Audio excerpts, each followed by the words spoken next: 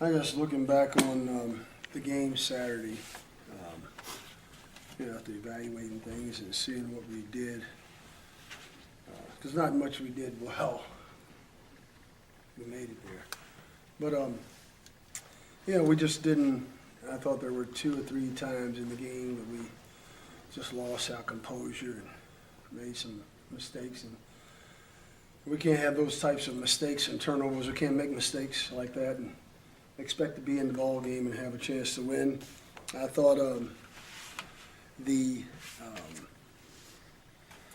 took questionable shots. There were some questionable calls too, I got to admit. But that's part of the game. And so we just need to be more.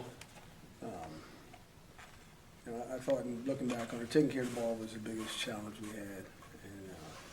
And we haven't defended Oklahoma State well in 2 halves. Even when we won here, we didn't defend very well in the second half, and we didn't defend very well in the second half up in Stillwater. So now we get another chance against a good Kansas State team. Any question? Coach, talk about the sense of urgency to get back on the court to get that nasty taste out of your mouth. Well, whenever you get beat, it's you're eager to find out why and solve those issues that you have in place. And we tried to touch on most of that yesterday after breaking down the film from the Oklahoma State game. But you're right, there's always a sense of urgency, especially in our situation. We have a losing record. We have a losing record in the league and outside the league. So we've got to step it up. And if we want to finish strong, we're back at home. We have played well here. That's just one good thing. So, there is that sense of urgency that we better play a lot with the level of intensity that we haven't played with all year. How's Jay's knee doing?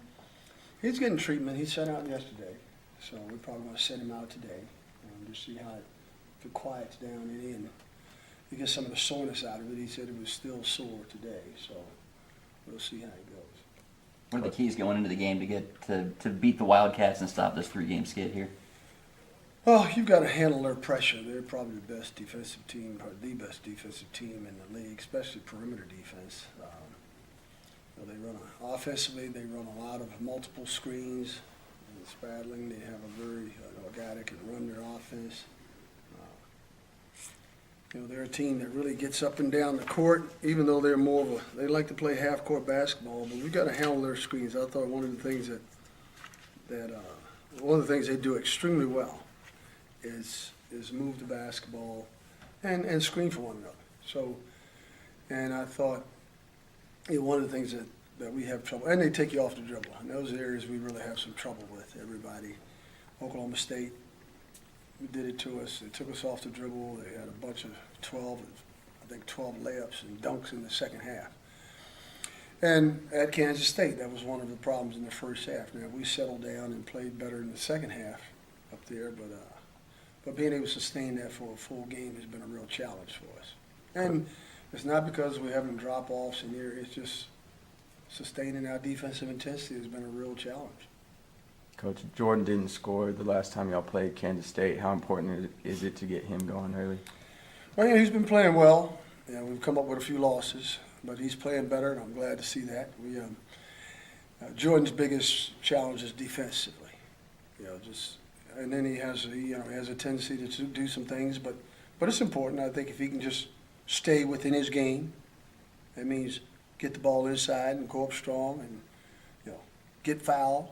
Because he's a very good free throw shooter. So I'm really concerned that he doesn't get to the free throw line more. And a lot of that has to do with his unwillingness to really take the ball to the basket like he should. And or get the ball with 2 hands. Or take it up with 2 hands. Or rebound with 2 hands. And so that's been a challenge for him all year long. And that's why his stats are not as good as they should be. And he's not as effective as he should be, but he should be. Just looking back at Oklahoma State game, he had double-double, but I thought he should have 15 rebounds and 30 points. To be honest with you, with with not necessarily the competition, but I thought we had an advantage there inside. Now, granted, we may not, I think it was twice he had offensive fouls where we were trying to post up. So, but it's important tomorrow that he plays well and that he continues to play well if we want to have a chance. Exciting opportunity, kind of. Let's just talk about the students and giving them opportunity to come in and break a record here. It's just really exciting. I mean, the last few games, home games, have been just a great environment. I mean, best that we've ever played in. You know, Allen Fieldhouse is historic for how good it's been, but you know, I think the last game was the loudest I've ever played in my life because, you know, after I hit a shot one time, I couldn't hear anything, and it was a great feeling when they're yelling for you, not being somewhere else they're yelling at you. It's a lot better, but I think we got one of the best student bodies in the country. Against Kansas State, what do y'all need to do to really start out strong? Y'all only scored 20 points in the first half on it. Yeah, we struggled a lot that first half, and you know, the second half of that game, I remember we started setting a lot of screens and our 5-out motion and stuff to get the offense going, and we really started scoring after that. I guess just come out with energy and movement and not being passive, just being aggressive. I'm sure there's a bad taste in your mouth after Saturday. Talk about how big of a game this is just to bounce back and stop this 3-game skid. Yeah, like you said, I mean, bad taste in everyone's mouth. We're really upset about how that game went, and you know, ready to bounce back against, you know, another great K-State team. It's the thing with the Big 12, you know, you never have an easy game. We're going to try and bounce back with this one and then, you know, look ahead and try and get 3 more wins after this one.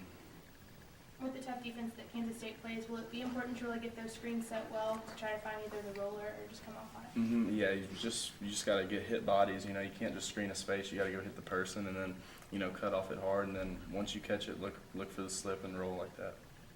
What have y'all worked on defensively against Kansas State's rushing offense? It's just kind of like Garden. We run a lot of the same stuff just with actions, and you know, it's really just about, you know, helping out the guys that get screened, and then running back to your man, switching out. There's a lot of switching that'll happen, and you know, really just communication and energy.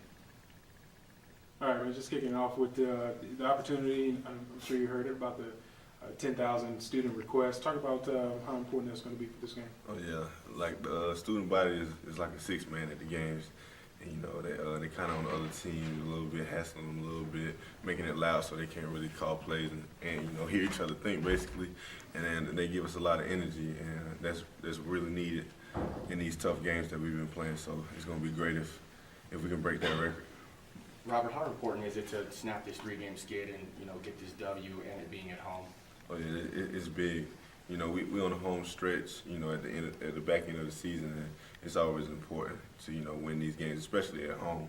You know, like we said, with the student body and, you know, everybody kind of intense about getting this win and snapping that 3-game slid, we should be fine. So is that more important to get that nasty taste out of your mouth? Oh yeah, very important. Jordan said y'all are very nonchalant at Oklahoma State. What's really the mindset right now, especially going into these games? You know, just playing for one another. You know, you never know when your last game will be, basically, and you should go out in every game and give maximum effort. So that's the big thing. Just getting everybody on the same page and at the same energy level to win a game. You know, it's all about just playing basketball. We got to get everybody just ready to play and mentally focused. Rob, is that a tough cover for us with Spradling and Foster, or are you guys kind of like that matchup there with their guards and how you guys match up? You like that? Oh yeah, we can definitely match up with them. Last game, you know, I think we did a real good job on Foster. He didn't do much, and you know, Spradling, you know, you just got to watch him on the perimeter and stuff like that. But you know, they're good players and they're gonna find ways to score. But I think we can contain them and have a good game. In that first half at K-State, Coach wasn't happy with the assist numbers. I think he only had like 2. How have they really improved on ball movement from that game moving forward? Oh yeah, just you know, people gotta get open. We gotta set screens for people. We gotta, you know, basically share the ball, things like that. So that's all it takes. Just being ready to hit the open man and get somebody open at the same time. How important is it to really finish your shots down low? Something else struggled with. In that Oh game? yeah, that's very important. When you get close to the basket, that's a high percentage shot, and you should be able to. We should be able to capitalize on them shots. You know, shots like that. Like say if I go in the lane and I miss a shot, I'm the man usually getting back. So if they go off, you know, they go on fast breaks and get easy transition buckets. You know, because nobody's back on defense. But other than that, you know, we finish those shots, set up our defense. It's really hard to score on our half-court defense. So that'll be big for us. You know, if we finish those shots, we can set up in our press or set up in our man-to-man, and we'll be fine. Offensively, are you looking away to attack the paint and attack their bigs and get them in foul trouble? Oh yeah, for sure. Coach always emphasizes on getting the ball inside, and that's really our game. We're real strong in the post, so playing inside out is a big strategy for us. Rob, how important is it for you to get Jay and Jordan both going at the same time? It seems like when Jordan goes off, then Jay kind of doesn't really do his thing. But how important is it for you as the point guard, the floor general, to get both of them, you know, to get it going?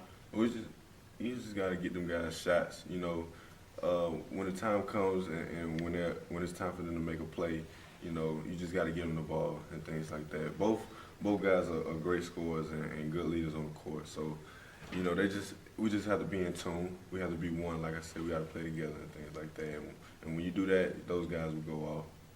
Can you talk about just how important it is in this kind of home stretch of the season here, just to protect the home court and just hold serve at home, really? Oh yeah, you really have to protect your house at all times. You know, these are the big games. You know, especially at home, these are the must-win games because the momentum's yours. You know, you got the fans. You play here almost every day. You know, we practice here almost every day, so it should be easy to hit shots and just carry that momentum from being at home. Is it starting to sink in that you only have 2 games at home left on the season? Oh yeah, for sure, and that's why we really want to make the most of these games. You know, the crowd won't be able to watch us, you know, after these last 2, so it'll be real important to, you know, give them something to cheer for, you know, 2 more times.